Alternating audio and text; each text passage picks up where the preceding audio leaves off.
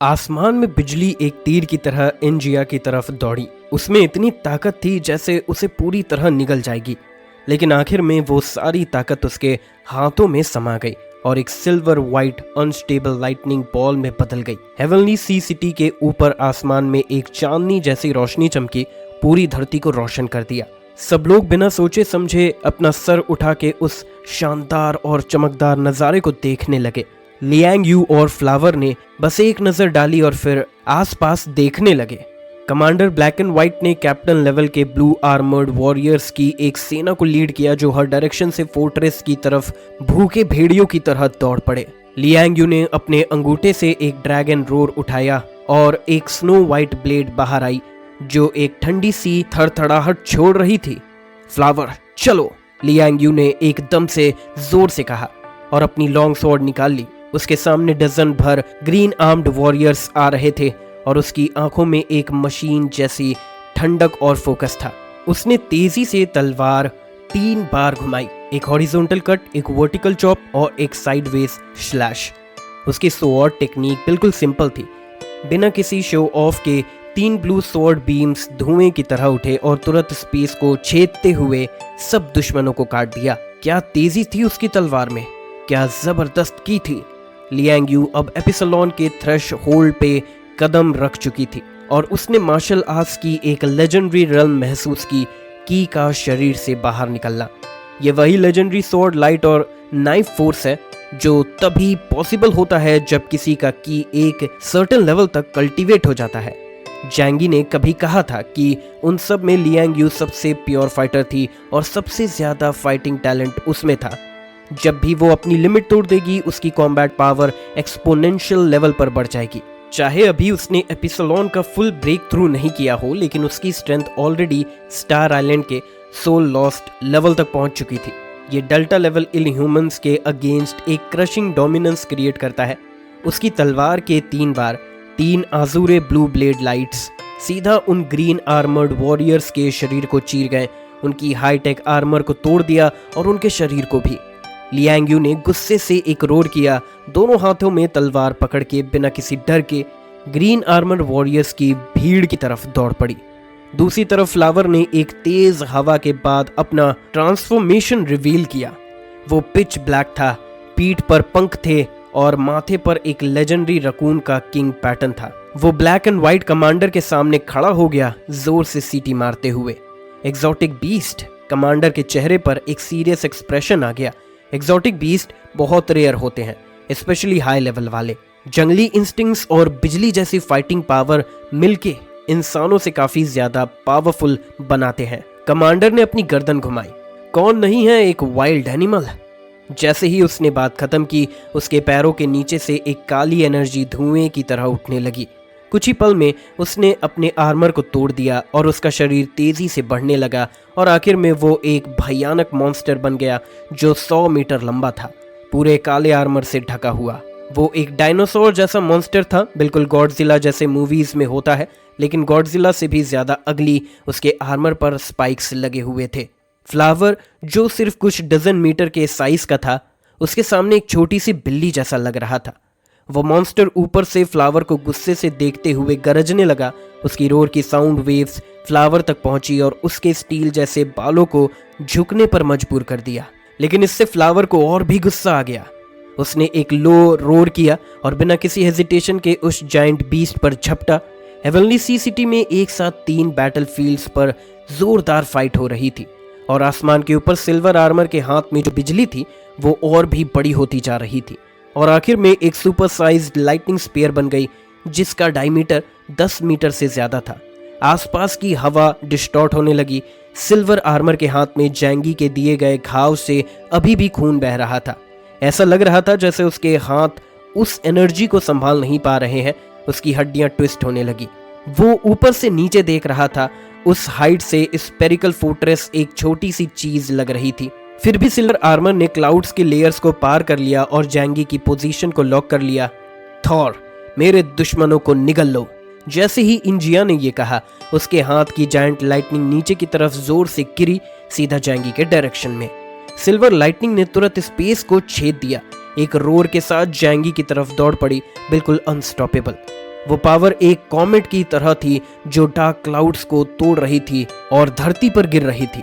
पूरा हेवनली सी सिटी उसकी रोशनी से जगमगा उठा, कोई भी उसके चमक से बच नहीं सकता था।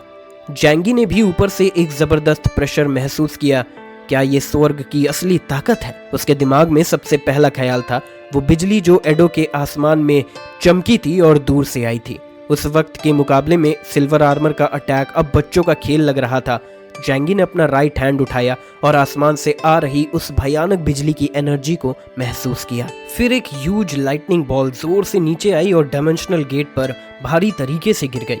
जैसे एक पत्थर पानी में गिरता है, वैसे ही वो टेरिफाइंग एनर्जी गेट पर इम्पैक्ट कर रही थी, उसकी एनर्जी कैपेसिटी के अपर लिमिट को चैलेंज करते हुए। इंजिया की आंखें सब कुछ देख रही थी। उसके पास जैंगी के पावर्स का कुछ डेटा भी था, लेकिन उसे पूरा भरोसा था कि जैंगी की ताकत उसके अटैक को झेल नहीं पाएगी, क्योंकि वो इस बैटल के लिए पूरी तरह से तैयार था। और इस मिशन पर आए सभी सिल्वर आर्मर्ड जनरल्स में इंजिया सबसे पावरफुल था। ब्लैक एंड व्हाइट कमांडर्स भी काफी स्ट्रॉन्ग थे, लेकिन अफसोस की बात यह थी कि उनमें से एक अपना मिशन कंप्लीट करने से पहले ही मर गया। ह्यूमन वर्ल्ड के स्पेशल एबिलिटीज के स्ट्रेंथ क्लासिफिकेशन के हिसाब से इस बंदे का इंडेक्स लगभग 22,000 है, लेकिन मेरा इंडेक्स 26,000 है। एक ही ब्लो में मैं उसकी डिफेंस तोड़ सकता हूँ और उसे उसकी मौत तक भेज सकता हूँ।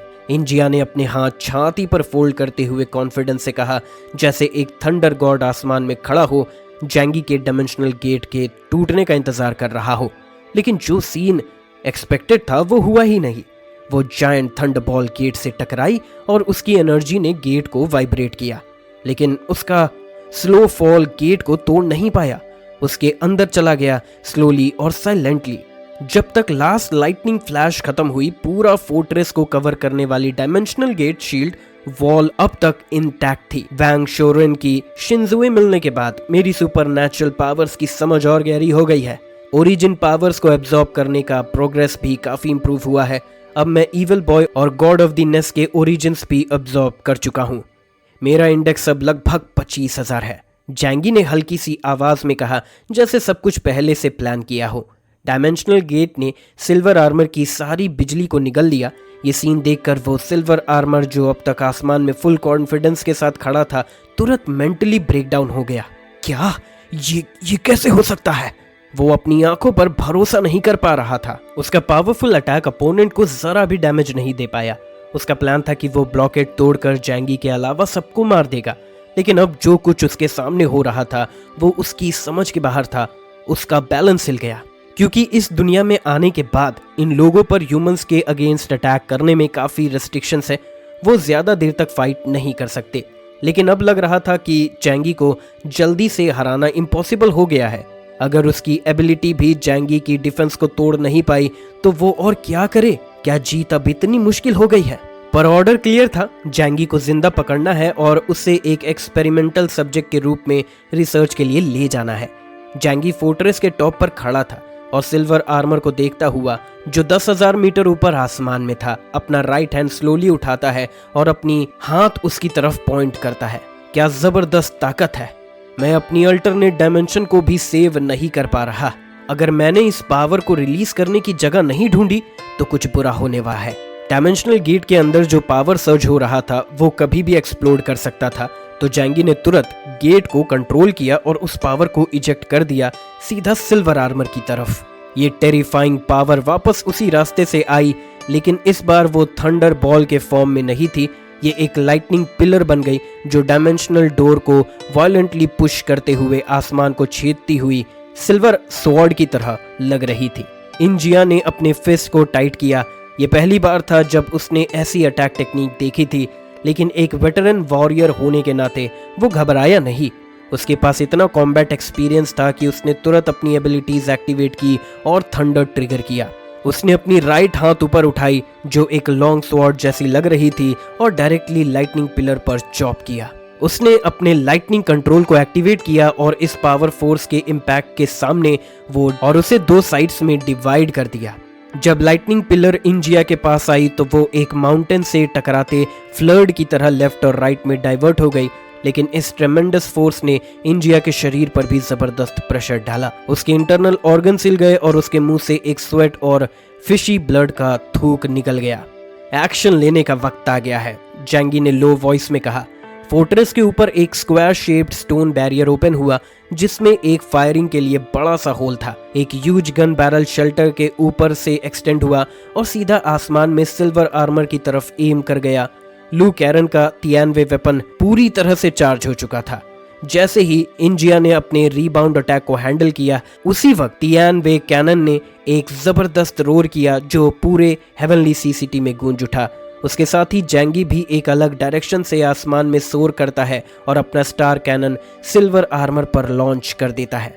दो टेरिफाइंग फोर्सेस लेफ्ट और राइट से लाइटनिंग के बाद अटैक कर रहे थे और इंजिया के एस्केप होने का रास्ता ब्लॉक कर रहे थे। जैंगी के फिंगर टिप्स पर वॉइड की टेरिफाइंग पावर कंडेंस हो गई। एक मार्बल साइज का ब्लैक बॉल बन गया, क्रिस्टल क्लियर, और फिर वो उसके उंगलियों से निकलकर एक सिलेंडर ब्लैक स्वॉर्ड में बदल गया, सीधा सिल्वर आर्मर की तरफ। इस मोमेंट में इंजिया को फाइनली समझ आया कि उनकी इंटेलिजेंस में एक मेजर एरर था। जैंगी की स्ट्रेंथ 22,000 पॉइंट नहीं थी, वो तो उसके बराबर थी और उसे कंपीट करने लायक थी। लेकिन जब स्ट्रेंथ बराबर हो तो होम ग्राउंड एडवांटेज बैटलफील्ड पर पूरा कंट्रोल ले लेता है। इंजिया थोड़ा थका हुआ था और लेफ्ट राइट से आ रहे अटैक्स को डॉज करने का टाइम नहीं था। उसने तुरंत अपनी स्पेशल एबिलिटीज एक्टिवेट की। सिल्वर लाइटनिंग हर डायरेक्शन से सर्च करने लगी और उसके आसपास एक ह्यूज स्पेरिकल शील्ड बन गया जो उसके पूरे शरीर को रैप कर रहा था। हेवनली सी सिटी कैनन और ग्वानशिंग कैनन ने सीधा लाइटनिंग शील्ड को हिट किया और तुरंत उस शील्ड को तोड़ दिया। इंजिया दो मैसिव फोर्स को झेल नहीं पाया और दूर तक नॉक हो गया।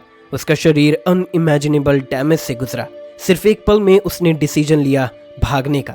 इंटेलिजेंस में बड़े एरर्स थे, एनिमी की स्ट्रेंथ को सीरियसली अंडर एस्टिमेट किया गया था और अंडरग्राउंड लोगों के सरफेस पर एक्शंस भी हेविली रिस्ट्रिक्टेड होते हैं। किसी भी एंगल से देखो ये मिशन कंप्लीट करना मुश्किल लग रहा था, तो अब उसे यहाँ से भागना होगा और बाकी ट्रूप्स के मिशन कंप्लीट होने का इंतजार करना होगा। फिर आर्मी को असेंबल करके हेवनली सी सिटी पर फुल स्केल अटैक लॉन्च करना होगा। तब तक उनके पास फुल कॉन्फिडेंस होगा कि वो हेवनली सी सिटी को डिस्ट्रॉय कर सकते हैं और ह्यूमंस को जिंदा पकड़ सकते हैं। जैंगी ने इंजिया को एस्केप करते हुए देखा और उसके चेहरे पर एक मॉकिंग स्माइल आ गई। हेवनली सी सिटी, क्या यहाँ आना जाना इतना ईजी है? जैंगी के नजर से कोई हारने के बाद बच नहीं सकता। स्पेस डिपार्टमेंट क्या मजाक कर रहा है? जैंगी ने एक कदम आगे बढ़ाया, अपनी स्पेस ट्रैवल एबिलिटी एक्टिवेट की और सिल्वर आर्मर के पीछे गया। लेकिन वो केयरलेस नहीं था। उसने इंजिया से एक सेफ डिस्टेंस मेंटेन किया, फिर अपना स्नाइपर राइफल निकाला और आसमान में इंजिया को स्नाइप करना शुरू किया। उसका एम था इंजिया के हर एक ड्रॉप ऑफ ब्लड को ड्रेन करना और फिर उसे मार देना। अपोनेंट के स्पीड के हिसाब से स्टार आइलैंड फॉग वैली तक वापस जाने में काफी टाइम लगेगा। जैंगी उसे वापस जाने नहीं देगा, इसका कोई चांस ही नहीं था।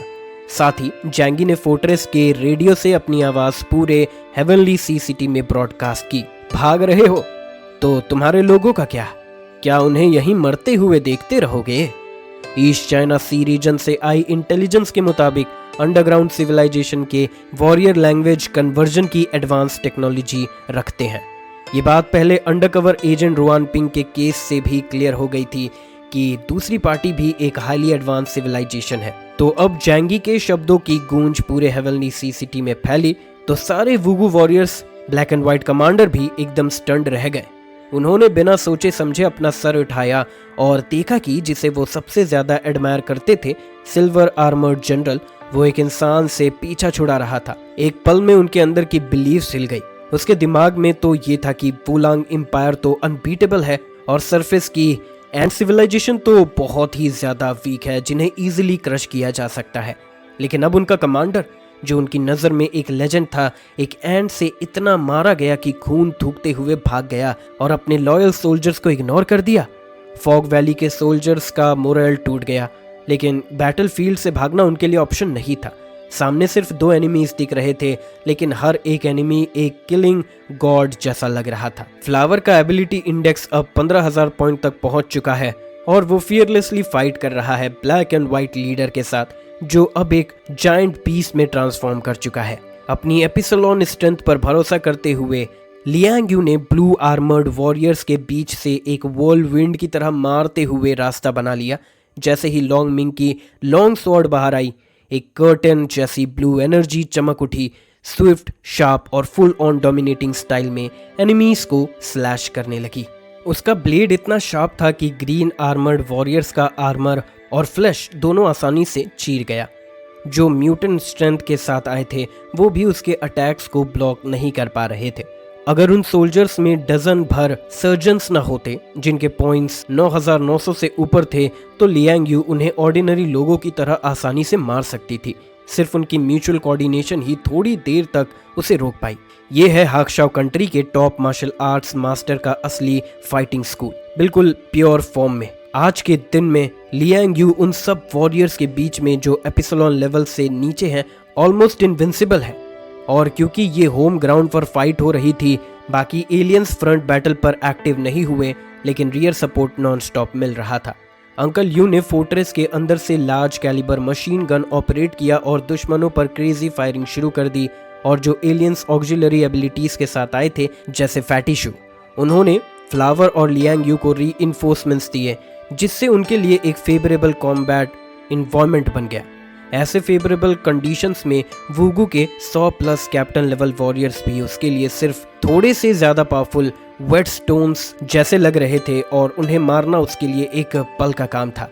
वो बैटल फॉर्मेशन में खड़ी थी, ड्रैगन रोरिंग लॉन्ग स्वॉर्ड हाथ में लिए हुए, और ग्रीन आर्मर्ड वॉरियर्स के कॉप्सेस उसके आसपास बिखरे हुए थे। उसके शरीर में पावर सर्ज हो रहा था और उसने महसूस किया कि आज तक कभी भी इतना रिफ्रेश्ड और पावरफुल फील नहीं किया। लियांग यू ने कुछ बार और आजुरे ब्लू ब्लेड लाइट एक स्काई कर्टन की तरह एनिमी की तरफ स्लैश कर गई। जहां भी उसकी तलवार चमकी, ग्रीन आर्मर्ड वॉरियर्स के शरीर सीधा 2 टुकड़ों में बट गए और उनके हाथ के वेपन्स भी बिल्कुल नीटली कट हो गए। इस मोमेंट में लियांग यू एक वीकेंड वर्जन ऑफ ली चेंगोंग बन चुकी थी और उसका ग्रैंड मास्टर लेवल का अटैक पावर टेरिफाइंगली स्ट्रॉन्ग था। जैंगी भी जब तक उसने tracking the tracks of all things ability नहीं पाई थी, लियांग यू से थोड़ा डर महसूस करता था। उसने जानबूझकर लियांग यू के सुपरनैचुरल पावर्स के ग्रोथ को स्लो किया था, क्योंकि अगर ध्यान ना दिया जाए तो ये मार्शल आर्ट्स मास्टर एक पल में तलवार निकाल ले और किसी को भी मार दे। लियांग यू ने अपने साइड पर hundreds of captain level aliens को ऑलमोस्ट सिंगल हैंडेडली क्रश कर दिया। वो इतनी फास्ट और स्ट्रॉन्ग थी कि एक ही ब्लो में किसी का सर काट सकती थी। क्लीन, नीट और बिना किसी एक्स्ट्रा मूव के सिर्फ एक ही ब्लो से किल। मिस्ट वैली के इलाइट वॉरियर्स, जिनका साइज ह्यूमन से बड़ा था, वो भी उस छोटी सी ह्यूमन फीमेल के सामने हेल्पलेस महसूस कर रहे थे। दूसरी तरफ फ्लावर और ब्लैक एंड व्हाइट कमांडर के बीच की बैटल और ज्यादा ब्रूटल हो गई थी। बिल्ली की फाइटिंग इंस्टिंक्ट और उसके शरीर की फ्लेक्सिबिलिटी और एजिलिटी ने फ्लावर को एक डेडली किलिंग मशीन बना दिया था। और ऊपर से लू कैरन ने उसके लिए स्पेशल आर्मर बनाया मेमोरी मेटल से, जो उसकी कॉम्बैट इफेक्टिवनेस को और भी बूस्ट करता है। फ्लावर ने ब्लैक एंड व्हाइट कमांडर के ट्रांसफॉर्म हुए जायंट बीस्ट के साथ हैंड टू हैंड फाइट की। बिल्ली से कंपेयर कैसे किया जा सकता है? तो जब दोनों टकराए, स्ट्रेंथ में थोड़ा edge black and white commander के पास था, लेकिन रिएक्शन स्पीड और फाइटिंग फेरोसिटी में वो फ्लावर के वाइल्ड बीस्ट नेचर के सामने बिल्कुल भी टिक नहीं पाया। फ्लावर जितनी ज्यादा चोट खाता है उतना ही ज्यादा बीस्ट मोड में चला जाता है और उसकी फाइटिंग पावर और भी टेरिफाइंग हो जाती है। खून से लथपथ होने के बाद भी वो रेड आइस के साथ बिना किसी डर के ब्लैक एंड व्हाइट कमांडर पर झपटा। उसकी ये फियरलेस फाइटिंग स्टाइल ने ब्लैक एंड व्हाइट कमांडर को मेंटली एंशियस कर दिया और तभी चैंगी की शाउटिंग ने उससे एक रियलिटी दिखाई। उसका जनरल अपने सबऑर्डिनेट्स को छोड़कर भाग गया है। एक पल में ब्लैक एंड व्हाइट कमांडर, जो अभी तक अपनी जान से लड़ रहा था, मेंटली कोलैप्स हो गया। उसकी विल टू फाइट तुरंत जाने लगी। वो मरने से नहीं डरता था, लेकिन वो ये नहीं चाहता था कि अपर क्लास उसे बैटलफील्ड में डिस्कार्ड कर दे, एक पॉन की तरह बिना किसी मतलब के मरने के लिए। जब विल टू फाइट चली जाती है, कॉम्बैट इफेक्टिवनेस भी वीक हो जाती है। दूसरी तरफ जैंगी के वॉरियर्स और भी ब्रेव हो गए, क्योंकि उन्होंने देखा कि उनका कमांडर बैटलफील्ड पर एडवांटेज ले रहा है। बैटल का बैलेंस हेवनली सी सिटी की तरफ टिल्ट होने लगा। फोर्ट्रेस के अंदर जो बैरियर स्टोन से बना था, बैली चंकिंग, वूदी और फुइंग फोर्सेस के सपोर्ट मेंबर्स ये बैटल देख रहे थे और उनका खून उबल रहा था। उनका मन कर रहा था कि वो भी बैटलफील्ड में जाए और इन्वेडर्स को खत्म कर दे। लू दोहाई की आंखों में डिजायर्स थी। उसने अपने सूख गए होठों को क्लिक किया और अपने फिस्ट को क्वाइटली क्लेंच किए। एक दिन बैटलफील्ड पर दुश्मनों को मारने वालों में एक नाम मेरा भी होगा। लू दहाई। गाओ तियानवू ने अपना सर झुकाया, उसकी आंखों में आग थी। मैं भी उनकी तरह पावरफुल बनना चाहता हूँ। और एक कॉमन बिलीफ सबके दिल में और भी स्ट्रांग हो गई। वो भी जैंगी के साथ मौत तक लड़ने के लिए तैयार है, क्योंकि जैंगी सच में उनका प्रोटेक्शन करता है जब मुश्किल आती है। शायद एक दिन जब सब कुछ ठीक हो जाए तो वो उन्हें लाइन में लगाकर सूप भी पिला दे। आसमान के ऊपर इंजिया को अब ये रियलिटी समझ आ गई थी। वो जैंगी को जल्दी डिफीट नहीं कर सकता। उसे सिटी छोड़कर भागना होगा, आर्मी को गैदर करना होगा और फिर अटैक करना होगा। लेकिन जैंगी उसे एस्केप करने का चांस कैसे दे सकता है? सिल्वर आर्मर की स्पीड इतनी तेज थी कि वो एक पल में हजारों मीटर दूर चला गया, लेकिन उसके सामने अचानक एक अजीब सी फ्लक्चुएशन दिखाई दी।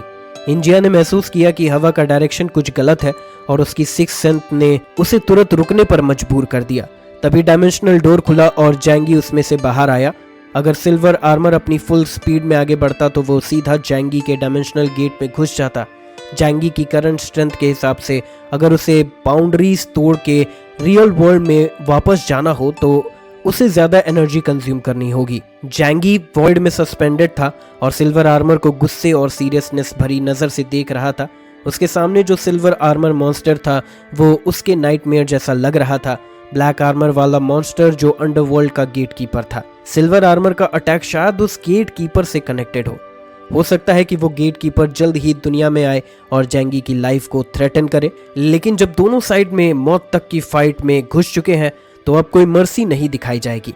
जो भी उसके फोर्ट्रेस पर अटैक करेगा उसका अंजाम सिर्फ मौत होगा। इंजिया का एक्सप्रेशन भी एक्सट्रीमली सोलोमन था। डर जैंगी से नहीं था, लेकिन उसके अपने कुछ कंस्ट्रेंट्स थे। वो लैंडमार्क पर ज्यादा देर तक रुक नहीं सकता था। तो अगर ये कंफर्म हो जाए कि जैंगी को जल्दी डिफीट नहीं किया जा सकता तो उसकी फाइट का कोई मतलब नहीं बचा। और ये जैंगी का होम ग्राउंड भी था और लू कैरन का तियानवे कैनन भी उसके लिए थ्रेट बन सकता था।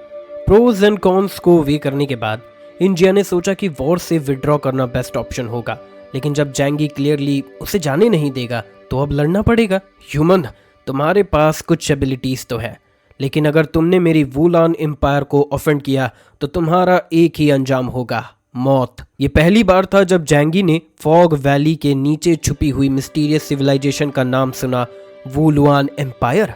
शायद ये भी एक पावरफुल एंशिएंट कंट्री था जैसे नैश किंगडम। जैंगी ने अपने होठ थोड़े से उठाए और कहा, मैं मरने वाला हूँ, तुम्हें लगता है तुम बच जाओगे? इंजिया ने धीरे से अपने हाथ उठाए और उसके शरीर से गरजने वाली बिजली की आवाज आई। व्हाइट इलेक्ट्रिक करंट उसके हाथों से निकलकर तुरंत 2 सिल्वर लाइटनिंग स्नेक्स में बदल गया, हर एक 100 मीटर से ज्यादा लंबा। Thunder whip. उसने अपना राइट आर्म घुमाया और वो थिक और long thunder whip crackling sound के साथ जैंगी की तरफ फियर्सली लैश करने लगा। बिजली की स्पीड तो अल्ट्रा फास्ट होती है और ये थंडर व्हिप किसी भी कार्बन बेस्ड ऑर्गेनिज्म को तुरंत चारकोल में बदल सकता है। लेकिन जैंगी को फर्क नहीं पड़ता। उसके सामने डायमेंशनल गेट ब्लॉक कर रहा था और लाइटनिंग व्हिप उस गेट से टकराया, लेकिन जैसे समुद्र में एक बूंद गिरती, कोई रिएक्शन ही नहीं। फिजिकल लेवल के अटैक्स या जो जैंगी के एंड्योरेंस थ्रेशहोल्ड को क्रॉस नहीं करते, वो उसे जरा भी हर्ट नहीं कर सकते। जैंगी ने अपना राइट हैंड उठाया और उसके हाथ में पहना सिल्वर ब्रेसलेट बॉस तुरंत एक स्वॉर्ड इन द ट्री में ट्रांसफॉर्म हो गया और उसके हाथ में आ गया। आगे बढ़ो स्वॉर्ड इन द ट्री। एक बैंग के साथ स्वॉर्ड ट्री में बदल गया और जायंट ट्रीज और वाइन्स बनकर पूरे आसमान को कवर करने लगा।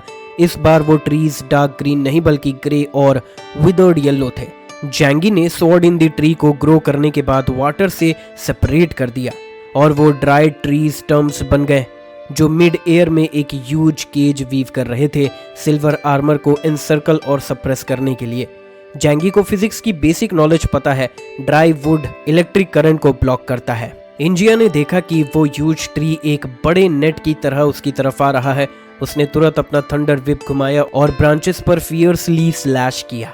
थंडर व्हिप ने कुछ थिक वाइन्स को तोड़ दिया और वो सी में गिर गए। लेकिन जैंगी के हाथ में स्वॉर्ड इन द ट्री और भी फास्ट ग्रो करने लगा और फिर से डिहाइड्रेट हो गया।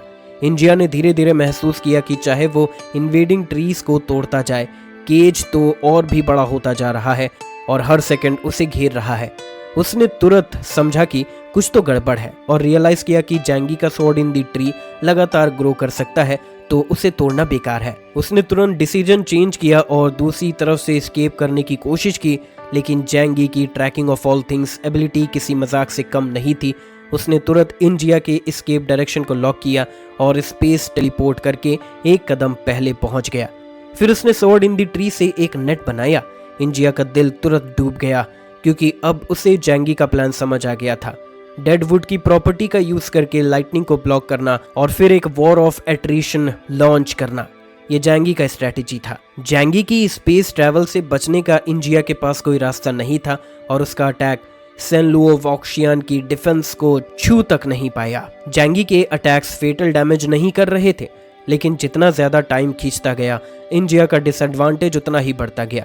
जैंगी ने उसे सोचने का वक्त भी नहीं दिया क्योंकि स्वॉर्ड इन द ट्री का केज धीरे धीरे शेप ले रहा था और इंजिया को रैप करता जा रहा था। इंजिया ने दांत बीचे और अचानक एक पावरफुल सीधा स्वॉर्ड केज के एक वीक स्पॉट की तरफ उसका शरीर बिजली में बदल गया और उसने वाइन केज को तोड़ दिया जो हजारों मीटर थिक था।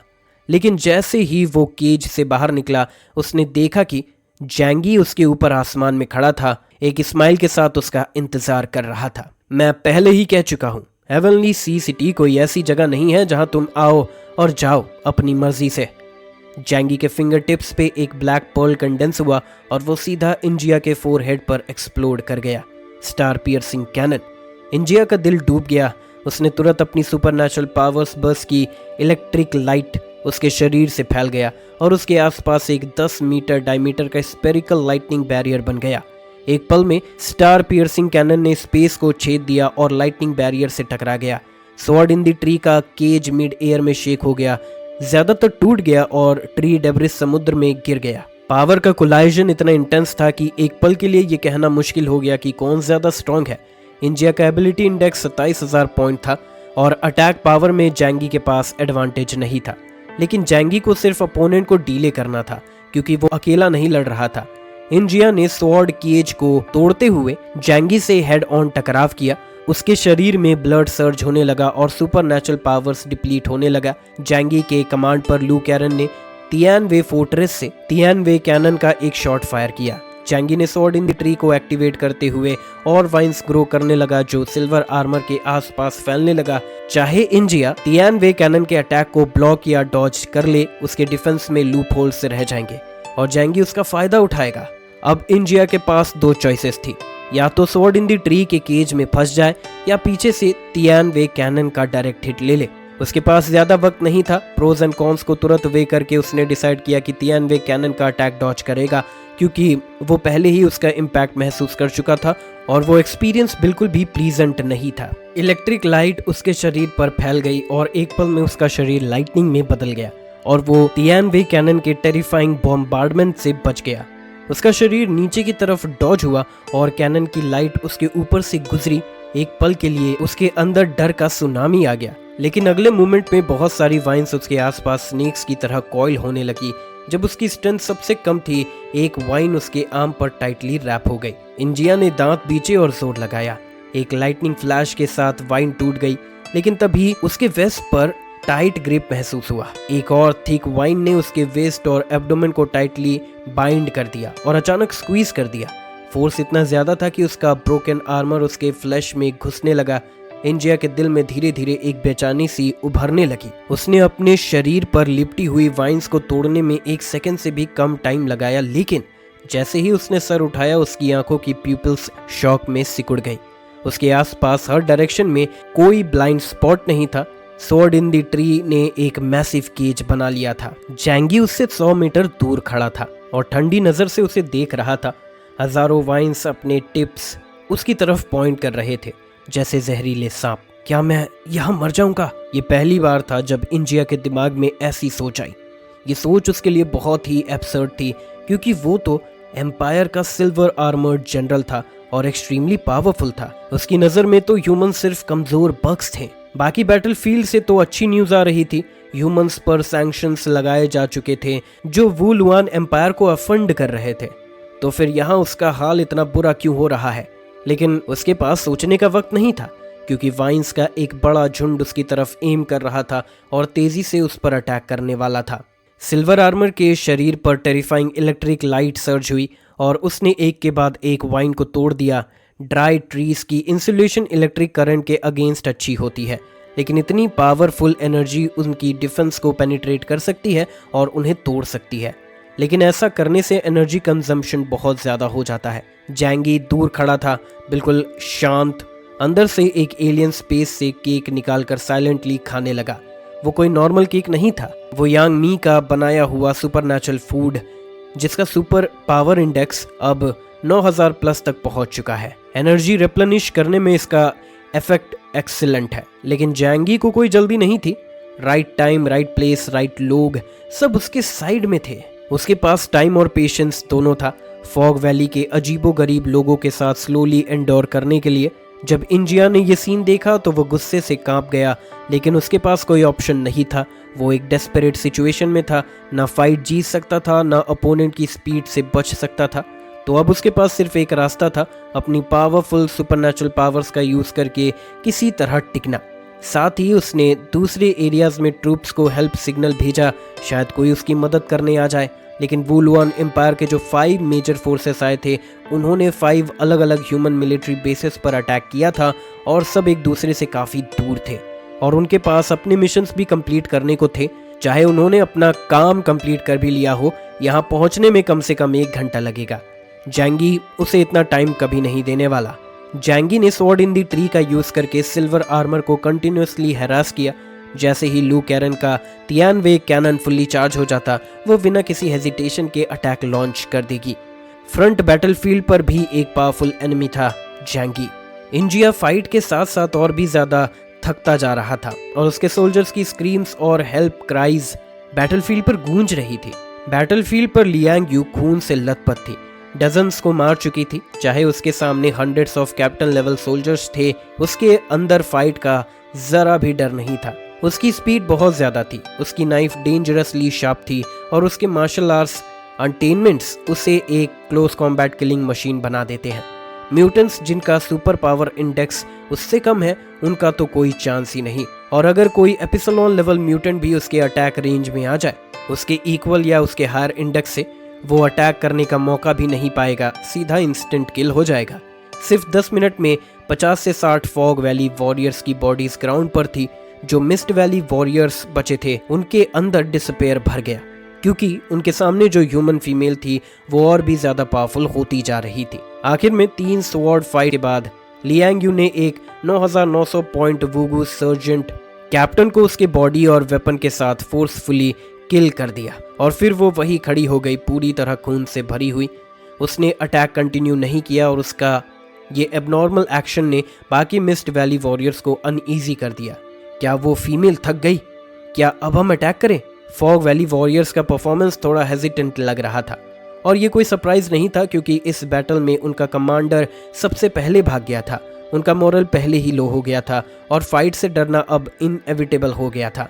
लियांग यू का ब्लैक आर्मर खून से भरा हुआ था और उसका इन्वर्टेड ट्रायंगल हेलमेट उसका चेहरा कवर कर रहा था। उसने गहरी सांस ली और आर्मर के एग्जॉस्ट होल से ब्लू एयर स्ट्रीम्स उठने लगे। धीरे धीरे वो और थिक होने लगे और उनका कलर डार्क ब्लू से भी ज्यादा गहरा हो गया। आखिर में वो एयर फ्लो पिच ब्लैक में बदल गया, जैसे एक डार्क डेथोरा, बिल्कुल स्ट्रिक्स रिवर के ग्लूमी पानी जैसा। हर मिस्ट वैली वॉरियर के दिल में एक मैसिव फियर छाया हुआ था और सब सबकॉन्शियसली पीछे हटने लगे। जो छोटी सी ह्यूमन फीमेल उनके सामने खड़ी थी, जो उनके आधे साइज की थी, अब उनकी नज़र में एक अवेकन डीमन बन चुकी थी। लियांग यू ने धीरे से अपना सर उठाया। लगातार किलिंग और सोर्स ऑफ गॉड को एब्जॉर्ब करने के बाद उसका लास्ट बैरियर फाइनली ब्रेक हो गया। ये ब्रेक थ्रू जैंगी से अलग था। जैंगी तो एपिसलोन के ऊपर बॉर्न हुआ था, उसका ब्रेक थ्रू नेचुरल था, बिना किसी स्पेशल फीलिंग के। लेकिन लियांग यू के जेनेटिक टैलेंट जैंगी जैसा नहीं था। उसने सोर्स ऑफ गॉड एब्जॉर्ब करने के बाद बहुत लंबी जर्नी तय की थी और आज फाइनली उस पॉइंट तक पहुंच गई थी। इसीलिए उसका ब्रेक थ्रू और भी ज्यादा डिफिकल्ट था और शैकल्स ब्रेक होने के फीलिंग्स और भी इंटेंस था।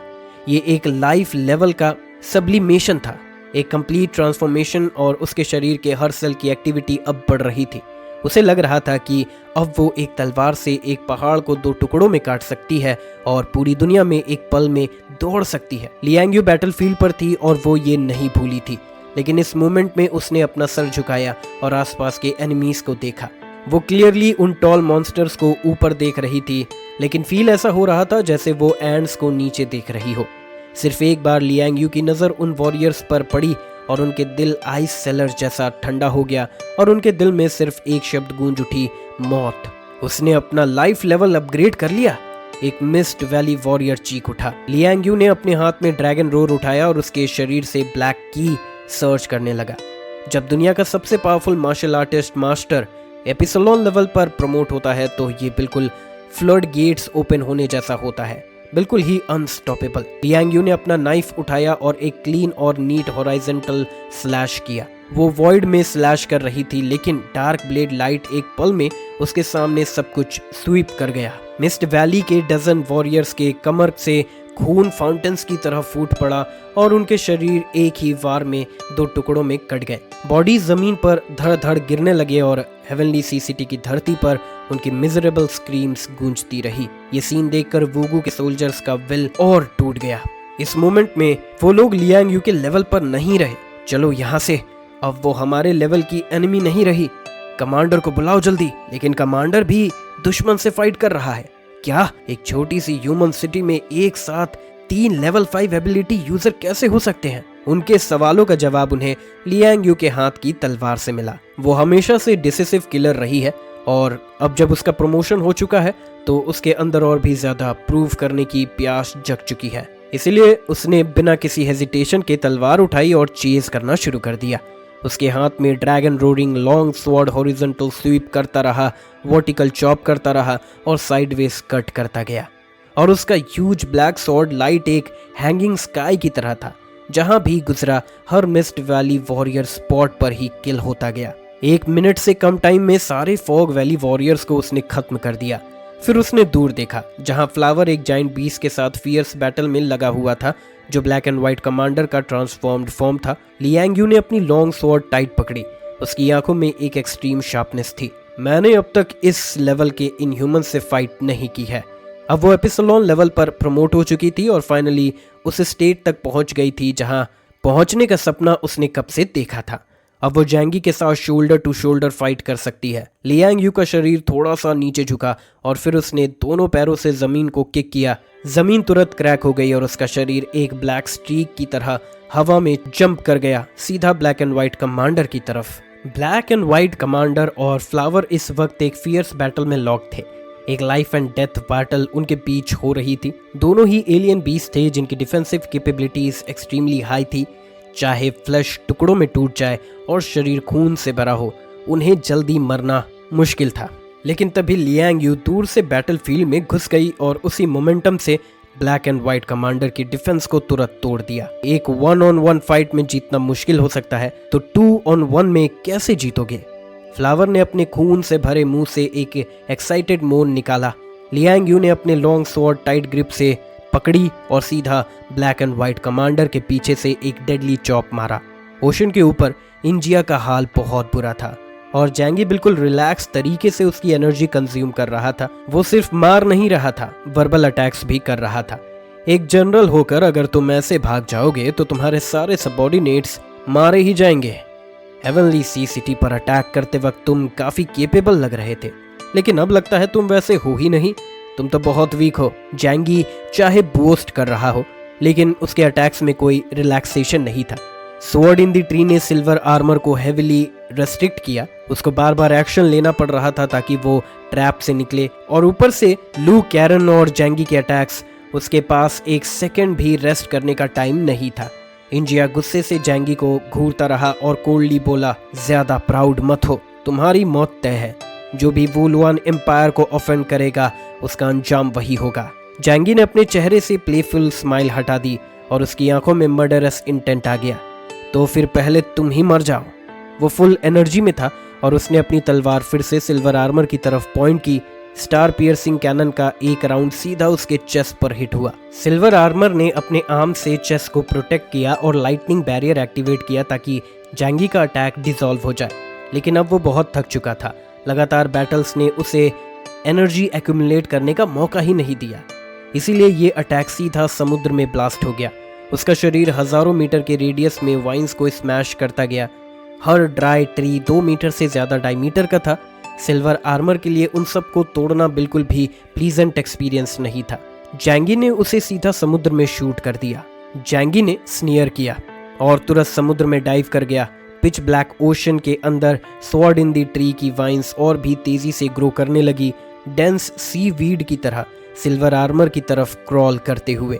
पानी में सिल्वर आर्मर के लिए मूवमेंट कन्वीनियंट नहीं था, उसकी स्पीड बहुत लिमिटेड हो गई थी और उसके आसपास स्वॉर्ड इन दी ट्री की वाइन्स ने उसे लाइटली एंटैंगल कर लिया। उसने अपने शरीर पर पड़ी रीस्ट्रेंट्स को तोड़ने के लिए स्ट्रगल किया और फाइनली सरफेस की तरफ रश किया, लेकिन जैंगी ने उसका रिलेंटलेस परस्यूट जारी रखा, टेक्नोलॉजी और ब्रूटल स्किल का फुल यूज करते हुए। अपनी वाइटलिटी मेंटेन करने के लिए जैंगी ने स्वॉर्ड इन दी ट्री को राइट हैंड में और व्हाइट आउल को लेफ्ट हैंड में पकड़ा और कंटिन्यूअसली सिल्वर आर्मर को कंज्यूम करता रहा। टाइम धीरे धीरे बीतता गया। हाफ एन आवर के बाद इंजिया का आर्मर टूट गया और उसका ट्रू फॉर्म रिवील हुआ। वो एक ह्यूमनॉइड क्रिएचर था, पूरा रेड बॉडी, आर्म्स पर फाइन स्केल्स, हेड पर डजन्स ऑफ सॉर्ट और थिक कैरोंटियस प्रोटर्जन्स और बैक पर एक लॉन्ग टेल। क्या वुलुआन एम्पायर के क्रिएचर्स ऐसे ही होते हैं? जैंगी ने देखा कि उसका फॉर्म नैश कंट्री के जायंट क्रिएचर से थोड़ा मिलता था, लेकिन एग्जैक्ट मैच नहीं था। लेकिन अगर ये कंफर्म हो जाए कि ये क्रिएचर एंशिएंट टाइम से प्लैनेट पर एग्जिस्ट करता आया है और अब 2 अलग अलग स्पेसेस में सरवाइव कर रहा है, तो डिफरेंस होना नॉर्मल है। बहुत मुश्किल है। जैंगी ने स्केर्ड सिल्वर आर्मर को देखा और एक शाई निकाला, लेकिन उस मोमेंट में इंजिया की आंखों में पैनिक था, जैसे वो किसी और चीज से ज्यादा वरीड हो। जैंगी को एडो के गॉड ऑफ द सन की याद आई और उसने सबकॉन्शियसली अपना सर ऊपर उठाया। क्या ये लोग आसमान के थंडर से डरते हैं? थंडर डिजास्टर, ये ही एक शब्द था जो जैंगी के दिमाग में आया। क्या सच में इस दुनिया में कोई क्रिएटर एग्जिस्ट करता है जो सब कुछ कंट्रोल करता है और वर्ल्ड का ऑर्डर मेंटेन करता है? तभी एक ह्यूज क्रिएचर दूर से फ्लाई करता हुआ आया। वो फ्लावर था और उसके बैक पर लियांग यू थी। उसके हाथ में एक कट हुआ हेड था। हेवनली सी सिटी पर अटैक करने वाले सारे दुश्मन एलिमिनेट हो चुके हैं, लियांग यू ने जैंगी से कहा। इस मोमेंट में इंजिया का दिल पूरी तरह से डूब गया। जो सेना उसने लीड किया था सब बैटलफील्ड में मार दिए गए। चाहे अब वो किसी भी तरह बच जाए और वुलुआन एम्पायर वापस चला भी जाए, उसका स्टेटस पूरी तरह से खत्म हो चुका होगा। जैंगी ने उसकी तरफ उंगली उठाई और बोला, परफेक्ट टाइमिंग, चलो मिलके इसको खत्म करते हैं। इंजिया ने अपना सर उठाया, उसकी आंखों में रिजेंटमेंट का टाइट था और उसने जैंगी पर ग्रीफ और एंगर और डिस्पेयर भरा रोर छोड़ा। जैंगी ने अपने कान खुजाए। ऐसे इम्पोर्टेंट रेज से वो अब तक काफी फेमिलियर हो चुका था। जो भी उससे लड़ता है और हार जाता है, आखिर में जैंगी के हाथों ही मरता है।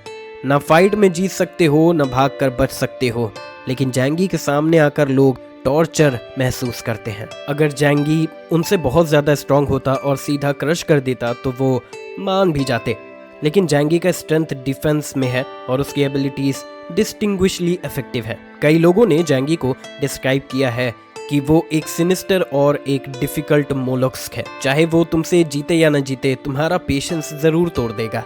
अब जब उसके हेल्पर्स आ चुके हैं, जैंगी और कॉन्फिडेंट हो गया। उसने लियांग यू और फ्लावर से कहा, उसका अटैक पावर बहुत स्ट्रांग है, तुम्हारे स्ट्रेंथ से उसको रोकना मुश्किल होगा। तुम बस मेरे पीछे रहो और मुझे असिस्ट करो।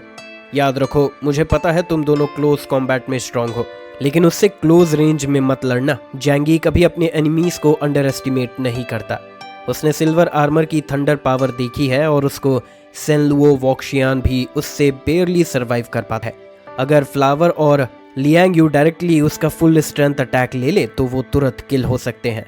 फ्लावर ने मियाओ किया, जिसका मतलब वो समझ गया। फ्लावर और लियांग यू ने रिस्पॉन्ड किया और जैंगी के पीछे खड़े हो गए, रेडी टू असिस्ट। जैंगी ने फिर से sword in the tree activate किया और लेफ्ट हैंड में व्हाइट आउल से सिल्वर होली बुलेट्स फायर करने लगा ताकि इंजिया को कॉन्स्टेंटली डिफेंड करना पड़े और सोचने का टाइम ना मिले। फ्लावर जैंगी के पीछे थी। उसने अपना मुंह वाइड ओपन किया और एनर्जी गैदर करना शुरू किया। एक red high energy particle beam cannon उसके मुंह में शेप लेने लगा और तेजी से ग्रो करके 10 मीटर डायमीटर का जाइगेंटिक एनर्जी कैनन बन गया। जैंगी ने स्ट्रेटेजी क्लियर की, मैं पहले अटैक करूंगा, जब वो थक जाए तब तुम दोनों एक के बाद एक अटैक लॉन्च करना। उसे सांस लेने का चांस मत देना। जब उसका अटेंशन डिस्ट्रैक्ट हो और एनर्जी डिप्लीटेड हो वही उसका वीकेस्ट मोमेंट होगा। जैंगी ने व्हाइट आउल उठाया और उसके पीछे वॉइड में एक ब्लैक होल तेजी से स्पिन करने लगा। वॉइड की पावर गन बॉडी पर कंडेंस हुई और एक पिच ब्लैक बुलेट बन गई। जैंगी ने व्हाइट आउल से स्टार पियर्सिंग कैनन फायर किया। कैनन शूट हुआ और जैंगी की tracking the tracks of all things ability के कारण सिल्वर आर्मर के पास डॉज करने का कोई रास्ता नहीं था। उसने अपने सैक्रेड बॉडी से लाइटनिंग कंट्रोल करके रेजिस्ट करने की कोशिश की और उसी मोमेंट में फ्लावर का high energy particle beam cannon भी आसमान से सिल्वर आर्मर की तरफ शूट हो गया। इस वक्त इंजिया को जैंगी के अटैक को ब्लॉक करने के लिए अपनी पूरी ताकत लगानी पड़ी, लेकिन एक अटैक ब्लॉक करते ही फ्लावर का अटैक तुरंत आ गया। उसने अपना राइट फिस्ट टाइटली क्लेंच किया और लेफ्ट साइड में स्मैश किया जैसे एक स्पंज जिसमें मॉइस्चर नहीं बचा हो अपनी हड्डियों से स्ट्रेंथ स्क्वीज कर रहा हो। फ्लावर का अटैक पावर स्ट्रॉन्ग था, लेकिन उसके और इंजिया के एबिलिटी इंडेक्स में 10,000 प्लस पॉइंट्स का गैप था, इसीलिए सिल्वर आर्मर ने ये अटैक भी ब्लॉक कर लिया। लेकिन तभी तियानवे कैनन ने दूर से एक और शॉट फायर किया। इस बार वो सीधा इंजिया के शरीर पर हिट हुआ और उसे 10,000 मीटर्स दूर तक उड़ा दिया। उसकी हड्डियां टूट गई, मांसपेशियां फट गई और ब्लड उसके मसल लाइंस के साथ फ्लो करने लगे। लेकिन फिर भी वो मरा नहीं। लेकिन अब वो लगातार अटैक से ऑलमोस्ट थक चुका था। जब उसका शरीर समुद्र में गिरने ही वाला था, जैंगी ने डायमेंशनल डोर ओपन किया और लियांग यू को उसके नीचे भेज दिया। लियांग यू ने अपने राइट हैंड से लॉन्ग मिंग की स्वॉर्ड का हिल्ट टाइटली पकड़ा और अब इंजिया उससे सिर्फ 500 मीटर दूर था। ये अब उसके तियांग युआन डोमेन के अंदर आ चुका था। ये डोमेन एक एब्सोल्यूट जोन बनाता है जिसमें जो भी चीज एंटर करेगी पल भर में कट ऑफ हो जाएगी। लियांग यू ने अपनी लॉन्ग स्वॉर्ड अनसीट की और आसमान की तरफ एक स्लैश मारा। ब्लैक ब्लेड लाइट शार्प और सिलेंडर थी और सिल्वर आर्मर के हेड से क्रॉच तक एक डार्क लाइट कर्टेन बन गई, बिल्कुल स्केपल से कट किया गया डिवाइडिंग लाइन जैसा। सिल्वर आर्मर का शरीर सीधा 2 टुकड़ों में कट गया और ब्लड फाउंटेन की तरह गश कर गया। जैंगी और उसके 4 कंपेनियंस के कंबाइंड अटैक्स ने इंजिया को रिएक्ट करने का एक भी चांस नहीं दिया और वो मर गया। जैंगी ने आसमान में फ्लाई करते हुए इंजिया का शरीर डिफरेंट स्पेस में डाल दिया और उसका ओरिजिन भी कलेक्ट कर लिया। ये बैटल फाइनली खत्म हो गई। हेवन और अर्थ के बीच में पीस वापस आ गया। तभी जैंगी ने अपना मुंह खोला और गहरी सांस ली। एड्रेनलिन का रैपिड सेक्रेशन उसे एक काम स्टेट में ले गया था, लेकिन फाइट के बाद उसके दिल में एक्सट्रीम थकान थी। ये बैटल बहुत ज्यादा डेंजरस थी। अगर उसने कुछ महीने पहले क्राइसिस को रियलाइज करके प्रिपरेशन ना की होती तो चाहे जीत जाता, जीत बहुत मिजरेबल होती। लेकिन यांग शिनशिन अभी भी उसके शैडो में थी और उसके पास अभी भी किलर मूव बाकी था।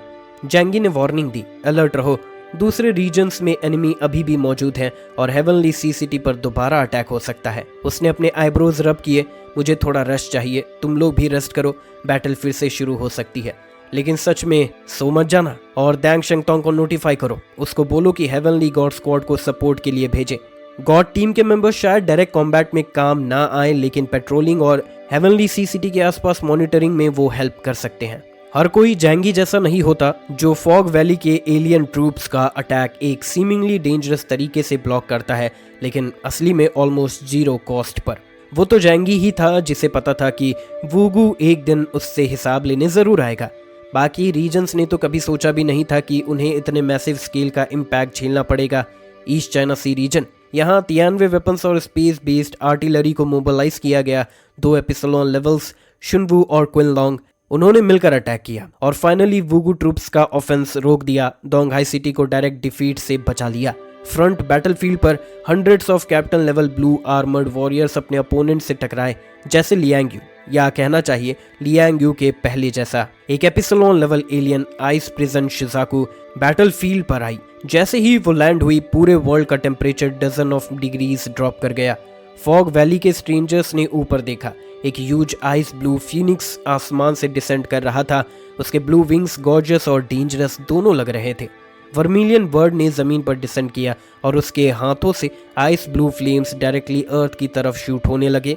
फ्लेम्स फियर्सली बर्न करने लगे। हर डायरेक्शन में मिस्ट वैली वॉरियर्स को अटैक करते हुए सोल्जर्स ने डॉज और रेजिस्ट करने की कोशिश की, लेकिन कोई भी डिफेंस मेथड जैसे ही फ्लेम से कांटेक्ट करता उसकी पूरी स्ट्रेंथ तुरंत डिवॉवर हो जाती। अगले मूवमेंट में फ्लेम्स उसके शरीर में इन्वेड करने लगे और उनके शरीर की हर वार्मथ को एब्जॉर्ब करने लगे। तभी फॉग वैली के वॉरियर्स को समझ आया कि ये न्यू कमर कितनी टेरिफाइंग है। ह्यूमन कैम्प की टॉप वॉरियर, इंटरेस्टिंग, एक सर्जेंट ने डीप वॉइस में कहा। उसने हाथ हिलाया और तुरंत डजन इलाइट सोल्जर्स धीरे धीरे फ्रंट को सराउंड करने लगे। ऊपर आसमान में इंजिया हाई एल्टीट्यूड पर खड़ा था। उसके सामने था रोरिंग सी और ह्यूज बेसल्ट सी मॉन्स्टर। हाँ, इंटरेस्टिंग, अपने बॉडी को एक लार्ज वेपन में ट्रांसफॉर्म कर दिया। ये तो सच में जीनियस आइडिया है। उसके पैरों के नीचे सी बीस्ट कॉप्सेस ओशन में फ्लोट कर रहे थे। उसके आसपास एक ह्यूज ब्लड रिवर फ्लो कर रहा था, जैसे एक रिबन जो उसके चारों तरफ धीरे धीरे घूम रहा हो। शुनवू ने कुछ नहीं कहा और क्वाइटली अपने शरीर को समुद्र में सिंक कर दिया। दूर से देखा जाए तो वो एक आइलैंड जैसा लग रहा था। उसने सिल्वर आर्मर को घूरता हुआ डीप वॉइस में कहा, इन्वेडर्स, यहाँ से चले जाओ, तुम दोंगहाई सिटी को कैप्चर नहीं कर सकते। इंजिया ने अपने आर्म्स चेस्ट पर क्रॉस किए और शुनवू को नीचे देखते हुए बोला, तुम्हारी स्ट्रेंथ मेरी एक्सपेक्टेशन से ज्यादा है, लेकिन मेरी वुलुआन एम्पायर के कंपैरिजन में तुम सिर्फ एक लो लेवल और वीक सिविलाइजेशन हो। उसने अपना राइट इंडेक्स फिंगर शुनवू की तरफ पॉइंट किया। तुम्हें डिस्ट्रॉय करना तो बहुत ईजी है। जैसे ही उसके शब्द खत्म हुए, ब्लड रिवर अचानक सर्ज कर गया और हजारों शार्प एरोज उस ब्लड रिवर से बर्स्ट होके शुनवू की बॉडी के तरफ शूट कर गए। पूरे आसपास का स्पेस ब्लडी एरो से भर गया था। शुनवू का मैसिव बॉडी इतना बड़ा था कि इतने रैपिड और इंटेंस अटैक्स को डॉज करना इम्पॉसिबल था, लेकिन फिर भी वो क्वाइटली समुद्र में फ्लोट करता रहा, एक माउंटेन की तरह, और ब्लडी एरोज को अपने शेल पर शूट होने दिया। एरोज उसके टॉर्टोइज शेल में पियर्स कर गए और उसे एक रेड हेजहॉग जैसा बना दिया। लेकिन चाहे एरोज कितने भी शार्प हो, वो उसकी डिफेंस को कंप्लीटली पेनिट्रेट नहीं कर पाए। इंजिया ने एक ग्लांस में प्रॉब्लम समझ लिया। इंटरेस्टिंग, टॉर्टोइज शेल के अंदर भी मेटल फोर्ट्रेस बनाया गया है। उसने स्नीयर किया, अपना राइट हैंड आगे स्ट्रेच किया और हवा को ग्रैप्स किया। एक पल में सारे ब्लड एरोज एक्सप्लोड हो गए। वॉइड में एक टेरिफाइंग फोर्स वाइब्रेट करने लगी और अगले मोमेंट में शुनवू ने महसूस किया कि उसके शरीर का ब्लड चर्न कर रहा है, जैसे वो बॉयल हो रहा हो और उसके पोर से बाहर गश करने वाला हो। यह है सिल्वर आर्मर्ड जनरल की टेरिफाइंग एबिलिटी जो दोंगहाई सिटी पर डिसेंड हुआ। Blood control. वो किसी भी लिविंग बीइंग के शरीर में ब्लड को स्टिमुलेट कर सकता है और अंदर से ही अपोनेंट को किल कर सकता है। ब्लड एरो तो सिर्फ एक सुपरफिशियल अटैक था, ये मूव ही असली बैकअप था। शुनवू के मुंह और नाक से खून का फ्लड निकलने लगा और उसका बॉडी समुद्र में स्वे करने लगा, लेकिन अपने जाइगेंटिक फोम के सहारे उसने ये ब्लो किसी तरह सह लिया। सिल्वर आर्मर को घूरते हुए शुनवू ने अपना मुंह खोला और एक सॉलिड ब्लैक लाइट कैनन उसकी तरफ शूट कर दिया। एक स्वॉर्लिंग लाइट ने दोनों के बीच का 5000 मीटर का डिस्टेंस इंस्टेंटली पेनिट्रेट कर दिया और शुआनगुआन कैनन सीधा इंजिया के सामने आ गया। इंजिया को शायद ये उम्मीद नहीं थी कि शुनवू इतनी बुरी हालत में भी फाइट बैक करेगा इंजरी रिस्क करते हुए। उसने ब्लड रिवर को crystal clear blood coloured sphere में ट्रांसफॉर्म किया और अपने शरीर को उसके अंदर कंप्लीटली रैप कर दिया। शुआनगुआन कैनन ने उस ब्लड स्पेयर को हेविली बॉम्बार्ड किया और उसकी लाइट ने पूरे दोंगहाई सिटी को इल्यूमिनेट कर दिया। एक पल में लाइट फेड हो गई। मिड एयर में ब्लड कलर्ड पर्ल एक क्रैक के साथ टूट गई और ब्लड फ्रैगमेंट्स ओशन में गिरने लगे। इंजिया ने एक हाथ से एक्शेल जैसी ब्लड पर्ल्स और जेड को खोला और बिल्कुल सही सलामत बाहर आया। तुम जैसे लोग मुझे हर्ट करने का सपना भी नहीं देख सकते। उसकी आवाज एक्सट्रीमली कोल्ड थी, जैसे एक गॉड ऊपर से जमीन के एंड्स को देख रहा हो। शुनवू की गेज और भी गहरी हो गई। उसने क्लियरली महसूस किया उसकी स्ट्रेंथ और इंजिया की स्ट्रेंथ में बहुत ह्यूज गैप है। अगर मिलिट्री ट्रांसफॉर्मेशन और उसकी स्ट्रॉन्ग डिफेंस ना होती तो वो अब तक मर चुका होता। जीत नहीं सकता, ये बात उसके दिल में बिल्कुल क्लियर थी, लेकिन दोंगहाई सिटी का स्ट्रॉन्गेस्ट फाइटिंग फोर्स होने के नाते उसे आखिरी सांस तक लड़ना ही होगा, चाहे उसका मतलब हो मौत। इस दुनिया में लोगों के पास बहुत सारे रास्ते होते हैं, लेकिन अक्सर लाइफ के पास कोई चॉइस नहीं होती। जब से शुनवू ने ईस्ट चाइना सी रीजन ज्वाइन किया, तब से पूरा रीजन ने अपने रिसोर्सेस उसकी ट्रेनिंग में डाल दिए। वो ऑनर और डिस्ग्रेस दोनों ईस्ट चाइना सी के साथ शेयर करता है। ये रिलेशनशिप ऐसा है जहां दोनों तरफ एक साथ सफर करते हैं, एक साथ प्रॉस्पर करते हैं। अगर दोंगहाई सिटी ब्रीच हो गया तो शुनवू दुनिया का सामना नहीं कर पाएगा, तो आज उसके पास सिर्फ एक रास्ता है, मरने तक लड़ने का। तभी इंजिया अचानक कई हजार मीटर पीछे रिट्रीट कर गया और आसमान की तरफ डर से देखा। शुनवू का शुआनगुआन कैनन उसके लिए ज्यादा खतरा नहीं था, लेकिन जो एनर्जी बीम पहले आसमान से आई थी उसने उसके अंदर डीप फियर छोड़ दिया। वो है ह्यूमैनिटी के मिलिट्री फील्ड का एक महान मास्टरपीस, स्पेस बेस्ड वेपन्स जैसे तियानवे वेपन्स का किंग डेथ ऑफ लव, जिसका हाई लेवल एलियंस के खिलाफ किलिंग पावर अनमैच्ड है। इंजिया पहले भी स्पेस बेस्ड वेपन से इंजर्ड हो चुका था। इस वक्त उसके अंदर आसमान के ऊपर के एग्जिस्टेंस का डर इतना गहरा था कि वो शुनवू पर अटैक करने की हिम्मत नहीं कर रहा था। अगर करता तो शायद ये बैटल और जल्दी खत्म हो जाता। इंजिया ने फ्रॉन किया और तब उसे रियलाइज हुआ कि वुलुआन एम्पायर की इंटेलिजेंस अभी भी काफी इनकम्प्लीट है। ह्यूमैनिटी के हाईएस्ट लेवल सीक्रेट्स उन अंडरकवर एजेंट्स के कंट्रोल से बाहर हैं जो वुलुआन ने भेजे थे। अगर रेस्ट्रिक्शंस ना होती तो वो इजीली पूरे ग्रुप को वाइप आउट कर सकते थे, लेकिन वो दिन कभी आया ही नहीं। क्या उन्होंने कुछ ज्यादा ही जल्दी एक्शन ले लिया? लगता है ह्यूमन सिटी को डिस्ट्रॉय करना अब मुश्किल हो गया है, लेकिन मिशन तो कंप्लीट करना ही होगा। उसकी आंखों ने दोंगहाई सिटी की तरफ देखा, फिर शिनवू की तरफ जो उससे डर रहा था। डीप सी में काउंटलेस सी बीस एक पावरफुल फोर्स से इन्वेड हो गए। उनके बॉडीज एक्सप्लोड हो गए और ब्लड का फ्लड आसमान की तरफ रश कर गया। सिल्वर आर्मर के आसपास एक लॉन्ग रिवर ऑफ ब्लड बनता हुआ। चलो सबसे स्ट्रॉन्ग फाइटर को पहले एलिमिनेट करते हैं। एक लाउड बैंग के साथ वो दोबारा शुरू हो गया। दोंगहाई सिटी में क्विन लॉन्ग का कन्फ्रंटेशन हो रहा था ब्लैक एंड व्हाइट कमांडर के साथ। उसने सोचा था कि जब इंजिया शिनवू को हैंडल करेगा तो वो सी ड्रैगन ट्रूप्स को लीड करके इन्वेजन इजीली सप्रेस कर लेगा, लेकिन किसी ने एक्सपेक्ट नहीं किया था कि एक मेयर डेप्यूटी इतनी ओवरवेलमिंग स्ट्रेंथ दिखाएगा। Weak water glazed dragon god जिसका पूरा शरीर ट्रांसपेरेंट था और एक गॉर्जियस पोर्क्लेन जैसा लगता था, मैडली अटैक कर रहा था मिस्ट वैली के उन स्ट्रेंज वॉरियर्स पर जो ब्लैक एंड व्हाइट आर्मर पहना हुआ था। लेकिन दूसरी तरफ का वॉरियर एक्सट्रीमली शांत था, और तो और उसने अपना शरीर मूव करना भी जरूरी नहीं समझा।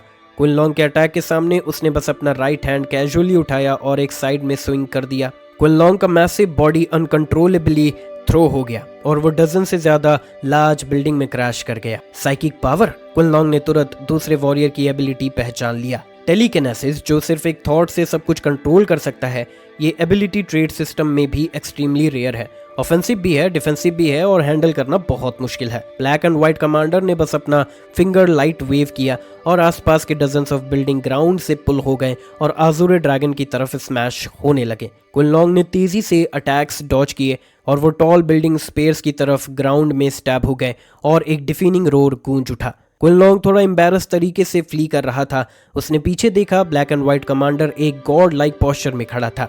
उसके दिमाग में थॉट आई, टेलीकिनेसिस सब कुछ ड्राइव कर सकता है, लेकिन उसकी एक्टिवेशन डिस्टेंस लिमिटेड होती है। मुझे उससे काफी डिस्टेंस मेंटेन करना होगा। क्विन लॉन्ग ने दांत बीचे और अचानक आसमान में ऊपर फ्लाई कर गया। वो हजारों मीटर की हाइट तक पहुंच गया और ऊपर से जमीन को देखा। दोंगहाई सिटी, जिसे वो कभी सबसे ज्यादा प्राउड फील करता था, अब वॉर की फ्लेम्स में इनगल्फ हो चुकी थी। काउंटलेस बिल्डिंग्स डिस्ट्रॉय हो चुके थे। वो इंडिस्ट्रक्टिबल डिफेंस बैरियर जो एक ग्रेट वॉल ऑफ आइस और स्नो जैसा था, इंजिया के एक कैजुअल अटैक से डिस्ट्रॉय हो गया। ऐसा क्रिमिनल बिल्कुल भी माफ नहीं किया जा सकता। आजुरे ड्रैगन आसमान में सर्कल कर रहा था। उसका ह्यूज ट्रांसपेरेंट बॉडी हवा में प्लैंकटन की तरह फ्लोट कर रहा था। अगले मोमेंट में उसका शरीर एक्सट्रीमली ब्राइट लाइट से बर्स्ट हो गया और वो और भी ट्रांसपेरेंट हो गया। उसके इंटरनल बोन लाइन तक क्लियरली दिखने लगे। येलो बीम ऑफ लाइट उसके शरीर से बस्ट होकर जमीन पर रेन की तरह गिरने लगे और ब्लैक एंड व्हाइट कमांडर को बॉम्बार्ड करने लगे। Thousands of coloured glass exhibition, thousands of unpredictable trajectory वाले अटैक्स आसमान से आ रहे थे और ब्लैक एंड व्हाइट कमांडर ने बस अपने लिप्स थोड़ा कर्ल किए तो ये तो एक अच्छी फायरवर्क शो लग रही है, उसने सॉफ्टली कहा। फिर उसने अपना हाथ ओपन किया और अचानक अपने आसपास एक इनविजिबल मेंटल बैरियर एक्टिवेट कर दिया। एक पल में सारे अटैक्स हर डायरेक्शन से ब्लैक एंड व्हाइट कमांडर को हिट करने लगे, लेकिन बिना किसी एक्सपेक्टेशन के सब मेंटल बैरियर पर ही गिर गए। एक फुल राउंड अटैक के बाद भी ब्लैक एंड व्हाइट कमांडर बिल्कुल मूव नहीं हुआ। उसका शरीर स्पॉटलेस था और उसने क्विन लॉन्ग के फुल स्ट्रेंथ अटैक को उसी कामलेस से फेस किया जैसे एक एडल्ट एक चाइल्ड के टैंट्रम को इग्नोर करता है। क्विन लॉन्ग ने कभी एक्सपेक्ट नहीं किया था कि उसका पहला ओपोनेंट, और अब वो एक एपिसोड में प्रमोट हो चुका था और इसके बाद भी वो इतना टेरिफाइंगली टफ होगा। ब्लैक एंड व्हाइट कमांडर ने काम वॉइस में कहा, टाइम खत्म हो रहा है, अब इस बोरिंग फार्स को एंड करने का वक्त आ गया है। उसने अपना सर उठाया और अचानक आसमान में सोर कर गया। उसकी मेंटल पावर ने उसके शरीर को हाई स्काई तक कैरी किया, सीधा क्विन लॉन्ग की तरफ। क्विन लॉन्ग ने रोर किया और अपना लॉन्ग नैरो नेक व्हिप की तरह स्विंग किया और मुंह खोलकर एक पावरफुल एटॉमिक ब्रेथ शूट किया। जैसे ही black and white commander race कर रहा था, उसने राइट हैंड से एक टेलीकिनेटिक बैरियर डिप्लॉय किया और वो अज़ूर ड्रैगन के अटैक को झेल गया और भी तेजी से ऊपर फ्लाई करता रहा। ये सीन देखकर क्विनलॉन्ग की आंखें ऑलमोस्ट बाहर आ गई। क्या मेरा अटैक उस पर बिल्कुल भी इफेक्ट नहीं कर रहा? ब्लैक एंड व्हाइट कमांडर की वॉइस एक्सट्रीमली कोल्ड थी। एक ऐसा क्रिएचर जो अभी अभी लाइफ लेवल का शैकल तोड़कर लेवल 5 में एंटर हुआ है।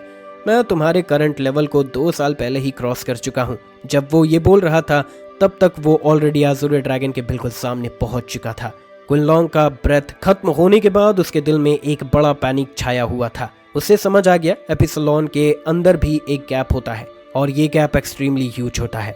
उसने बार बार रोर किया और अपने मैसिव बॉडी एडवांटेज का यूज करके क्लोज रेंज अटैक करने की कोशिश की। उसने अपना सब कुछ लगा दिया ब्लैक एंड व्हाइट कमांडर के टेलीकिनेटिक बैरियर को तोड़ने के लिए, लेकिन वो छोटा सा बैरियर चाहे जितना भी जोर लगाए ब्रेक नहीं हो रहा था। ब्लैक एंड व्हाइट कमांडर ने स्नेयर किया और अपना राइट हैंड उसके ह्यूज बॉडी की तरफ स्ट्रेच किया। चाहे साइज में वो छोटा हो, लेकिन उसका गेस्चर ऐसा था जैसे एक छोटी सी स्पैरो को पकड़ने की कोशिश कर रहा हो जो उड़ने की कोशिश कर रही हो। उसने अपना फिस्ट टाइटली क्लेंच किया और वॉइड में एक नेकेड आई से इनविजिबल मेंटल पावर से बना हुआ जाइंट पाम डायरेक्टली क्विनलॉन्ग के शरीर को ग्रैब कर गया। बोन ब्रेकिंग साउंड गूंज उठा और क्विनलॉन्ग का शरीर मिड एयर में ट्विस्ट हो गया। उसके बोन्स शैटर हो गई और उसके मुंह से ब्लड के बड़े बड़े माउथफुल्स बाहर आ रहे थे। इस मोमेंट में क्विनलॉन्ग ने अपनी पावरलेसनेस महसूस की। ऑब्वियसली अभी तो मैंने होप देखी थी, ऑब्वियसली मैंने लाइफ के शैकल्स को तोड़ दिए थे, तो अब मुझे डिस्पेयर क्यों महसूस करवाना चाहते हो? क्विनलॉन्ग ने अपना ह्यूमन फॉर्म वापस ले लिया, लेकिन ब्लैक एंड व्हाइट कमांडर की टेरिफाइंग स्ट्रेंथ के सामने उसके पास रेजिस्ट करने की कोई एबिलिटी नहीं बची थी। मैं तो एक जीनियस था, एक ब्राइट फ्यूचर के साथ, तो फिर किस्मत ने मेरे साथ ऐसा मजाक क्यों किया? उसके शरीर से सारी स्ट्रेंथ ड्रेन हो चुकी थी। उसने रेजिस्ट करना छोड़ दिया, आसमान की तरफ देखा, एक ड्राई स्माइल के साथ फेट की अनफेयरनेस पर अफसोस किया। क्विनलॉन्ग के शब्दों को सुनकर black and white commander stare करने लगा। जो भी 5th लाइफ लेवल तक पहुंचता है वो जीनियस ही होता है। जब मैं वुलुआन एम्पायर में था तब मुझे भी मिलियंस में एक पियरलेस जीनियस कहा जाता था, लेकिन अब मैं सिर्फ एक कमांडर नहीं हूँ, मैं स्पेशल एबिलिटी आर्मी का एक सिंबल हूँ। तुम मेरे बारे में कुछ ज्यादा ही सोच लेते हो। उसने अपनी टेलीकिनेसिस से एक चेन बनाई और क्विनलॉन्ग को टाइटली बाइंड कर दिया। क्विनलॉन्ग शॉक्ड हो गया। अगर मारना ही है तो सीधा मार दो, ये सब क्यों कर रहे हो? ब्लैक एंड व्हाइट कमांडर ने स्नीयर किया। तुम्हें लगता है हम इतनी दूर से सिर्फ तुम जैसे कीड़ों को मारने आए हैं? उसने क्विनलॉन्ग को एक्सप्लेन नहीं किया, बस एक मैसेज इंजिया को पास कर दिया। जनरल, टारगेट कैप्चर कर लिया है। समुद्र पर इंजिया और शुनवू के बीच के बैटल अभी तक डिसिसिव नहीं हुआ था, लेकिन स्ट्रेंथ का डिफरेंस क्लियरली विजिबल था। शुनवू ने अपनी ट्रांसफॉर्म बॉडी और स्पेस बेस्ड वेपन के प्रेशर का यूज करके इंजिया को शॉर्ट टाइम में किल करने का सोचा, लेकिन अब उसका थिक शेल स्कार से भरा हुआ था और फ्लैश से ब्लड ऊज कर रहा था, पूरे समुद्र को रेड डाई करते हुए। उसका लेफ्ट 4 लिम्ब ब्लोन ऑफ हो चुका था और कैरापेस क्रैक्स और होल से भरा हुआ था। फिर भी वो ओशन में स्टीडीली फ्लोट कर रहा था और उसकी काम आईज में और उसके शांत आंखों में फाइट टू डेथ की डिटर्मिनेशन चमक रही थी। जब इंजिया उस पर फाइनल अटैक करने ही वाला था, तभी एक ओमनियस फीलिंग उसके दिल में छाने लगी। एक डल रोर ओशन के डेप्थ से आई। इंजिया के स्टेप्स तुरंत फ्रीज हो गए। उसने कुछ महसूस किया और तुरंत टर्न करके ईस्ट ओशन की तरफ फ्लाई कर गया। वक्त आ गया है, मिशन कंप्लीट हो चुका है, सब ट्रूप्स रिट्रीट करते हैं।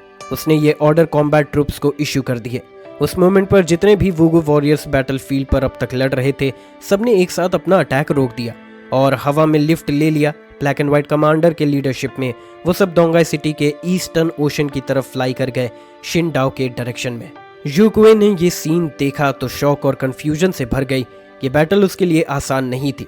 वुगू के इलाइट सोल्जर जो डोंगाई सिटी पर अटैक कर रहे थे, सब कैप्टन लेवल वॉरियर्स थे और वो लियांग यू जैसी नहीं थी जिसे सोर्स ऑफ गॉड मिल चुका था और जो लाइफ लिमिट ब्रेक करने का एक कदम दूर थी। फॉग वैली वॉरियर्स के अचानक रिट्रीट करने से बैटलफील्ड पर सबने एक शाई ऑफ रिलीफ लिया, लेकिन जमीन पर कॉप्सेस के ढेर थे, सब ह्यूमन वॉरियर्स के।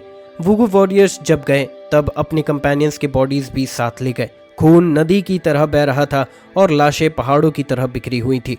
जमीन पर एंकल तक खून था, एक हॉरिफाइंग रियल सीन। यूक्वे ने कॉशियसली ऊपर देखा और तभी उसने एक फेमिलियर फिगर देखा। Azure dragon queen Long black and white commander cage के टेलीकिनेटिक चेन से बाउंड था और दूर ले जाया जा रहा था। Quinn long! यूक्वे शौक और गुस्से से भर गई।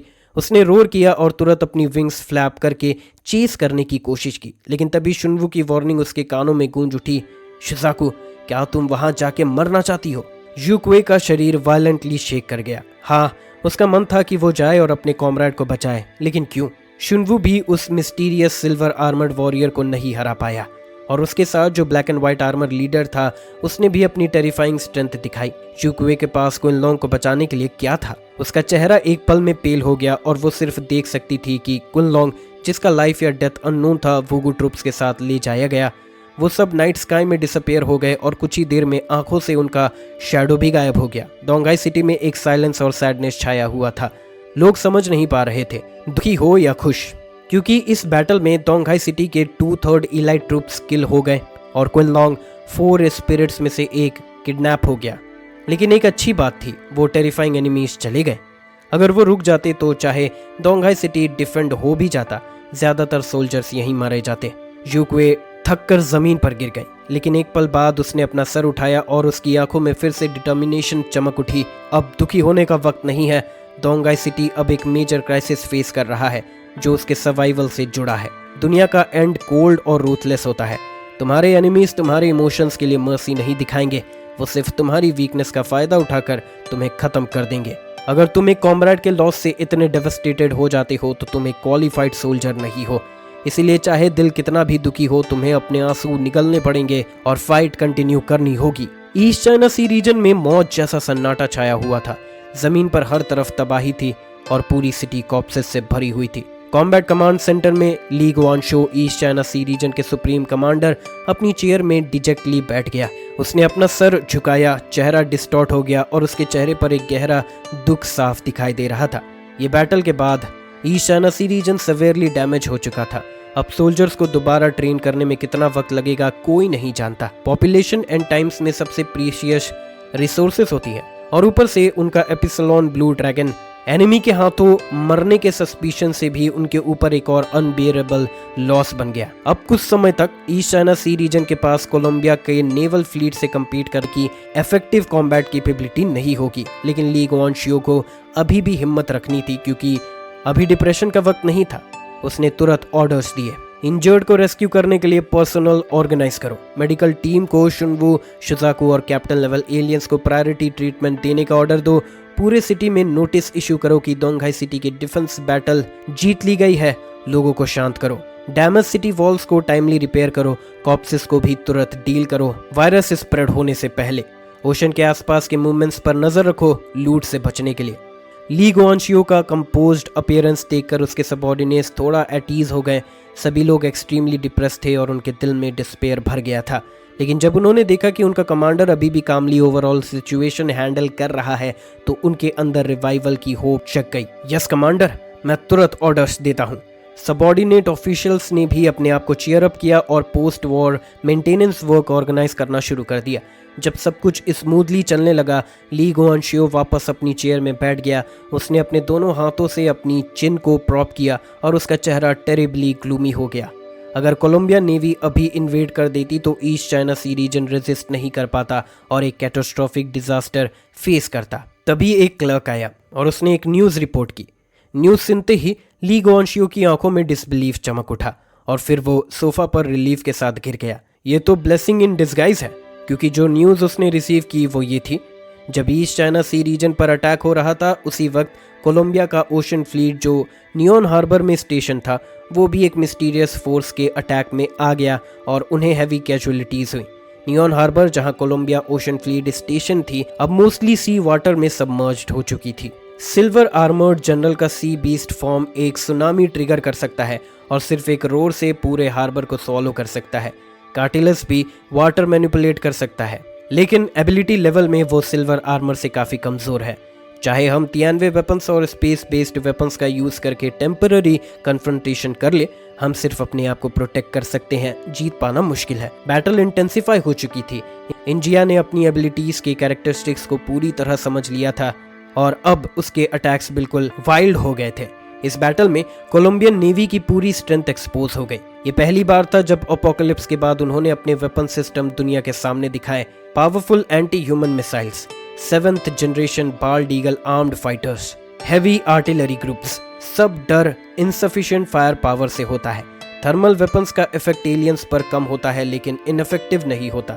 जैंगी जैसे एलियन जो मोस्ट फिजिकल अटैक्स के लिए ऑलमोस्ट इम्यून है, उसके अलावा बाकी सब हाई ईल्ड थर्मल वेपन से थ्रेटेंड हो सकते हैं। ये बात अंडरग्राउंड सिविलाइजेशन के बीइंग्स पर भी अप्लाई होता है। इस बैटल में कोलंबियन नेवी को ईस्ट चाइना सी रीजन से भी ज्यादा लॉसेस झेलने पड़े, क्योंकि giant sea monster naval bases को डायरेक्टली डिस्ट्रॉय कर सकते हैं, वॉरशिप्स को स्क्रैप मेटल में बदलकर समुद्र के नीचे भेज देते हैं। टाइम के हिसाब से रिवर साउथ डोमेन में वॉर थोड़ा लेट शुरू हुआ, लेकिन नॉर्थ ईस्ट रीजन में इन्वेजन लगभग सेम टाइम पर हुआ, शायद थोड़ा पहले भी।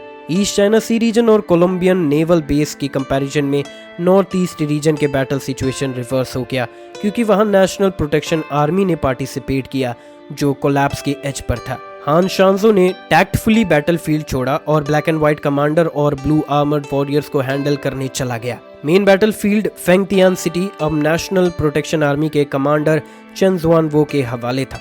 नॉर्थ विंड हाउल कर रही थी, कोल्ड विंड और स्नो ने पूरी जमीन को कवर कर लिया था, हवा में ब्लड की स्ट्रॉन्ग स्मेल थी और फेंगतियान सिटी कॉप्सेस और डेथ की बू से भरा हुआ था।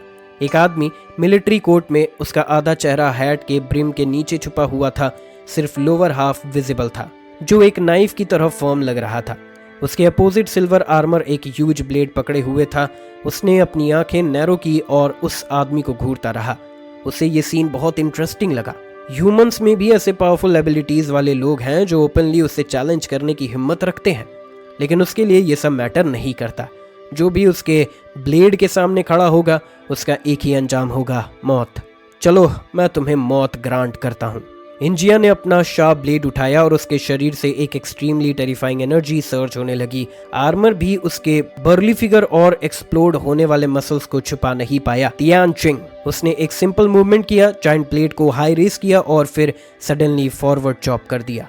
एक रोर गूंज उठा, इतना इंटेंस कि ईयर ड्रम्स ब्रेक हो सकते थे। ब्लेड के स्लैश से हवा की ऑस में बदल गई और एक डेंजरस फोर्स एयर से एक्सटेंड होकर सीधा चेन जुआन बो के हेड की तरफ चॉप कर गई। चेन जुआन बो ने एक पल में अपना सर उठाया और उसके मिलिट्री कैप के नीचे से एक गेज निकली, नाइफ जैसी sharp, military killing fist. Silver armour के अटैक के सामने न डॉज किया न इवेड, उसने अपना राइट आर्म फुल एक्सटेंड किया और ब्लैक डियर स्किन ग्लव पहनी हुई फिस्ट से एनर्जी के अगेंस्ट फियर्स स्मैश मारा।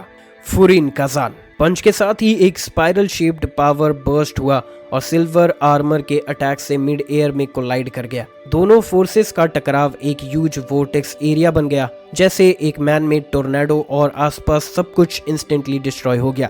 दोनों वॉरियर्स ने तुरंत समझ लिया सामने वाला भी उनकी तरह एक एनहांस्ड म्यूटेंट है।